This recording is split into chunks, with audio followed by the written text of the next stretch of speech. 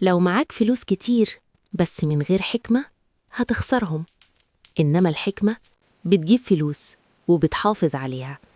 عشان كده ربنا قال في القرآن الكريم في سورة البقرة: ومن يؤت الحكمة فقد أوتي خيرا كثيرا. الفلوس ممكن تيجي في صفقة، لكن الحكمة تيجي في قرار صح. الفلوس تشتري حاجة، الحكمة تمنعك تشتري اللي هتندم عليه. الفلوس تحل مشكلة دلوقتي، الحكمة تمنع المشكلة تتكرر. الفلوس تكسبك ناس، الحكمة تخليك ما تخسرش اللي يستاهل.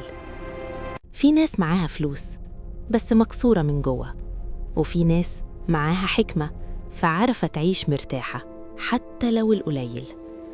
قبل ما تصرف، قبل ما ترد، قبل ما تاخد قرار، اسأل: ده هيريحني بعدين ولا هيكلفني أكتر؟